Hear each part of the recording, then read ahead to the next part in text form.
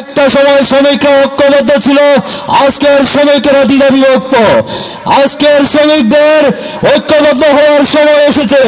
সম্মানিত উপস্থিতি, আপনাদের ন্যায্য অধিকার আদায়ের জন্য আপনাদেরকে সবসময় মাঠে থাকতে হবে, আন্দোলনে সংগ্রামে থাকতে হবে, আপনাদেরকে আরো পরিশ্রমী হতে হবে। আমাদের প্রিয় নেতা রামগড়ে শ্রমিকদের দিয়ে আন্দোলন করে রামগড় থেকে তিনি নিজে নেতা হয়েছেন। আমরা দেখেছি তৎকালীন সময় রিক্সা শ্রমিক সংগঠন যেটা ছিল সবচাইতে শক্তিশালী ঐক্যবদ্ধ শ্রমিক সংগঠন ছিল। ওই ঐক্যবদ্ধ শ্রমিক সংগঠনের মাধ্যমে প্রিয় নেতা আজকের এই নেতা হয়েছে।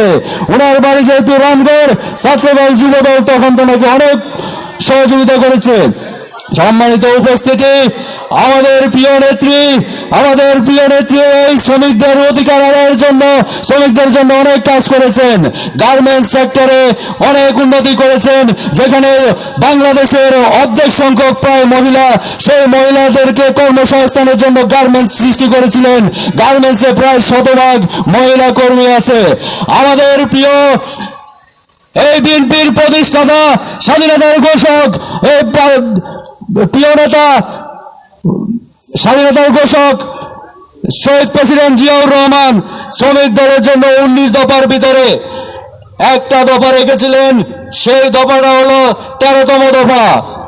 সেই 13তম দফায় আপনাদের শ্রমিকদের কল্যাণের জন্য মালিক শ্রমিকের কাছে যে বিভাজন আছে, সেই বিভাজন দূর করার জন্য একটা দফা আছে। বিস্তারিত বলতে গেলে অনেক সময় হবে। আমাদের প্রিয় ভারপ্রাপ্ত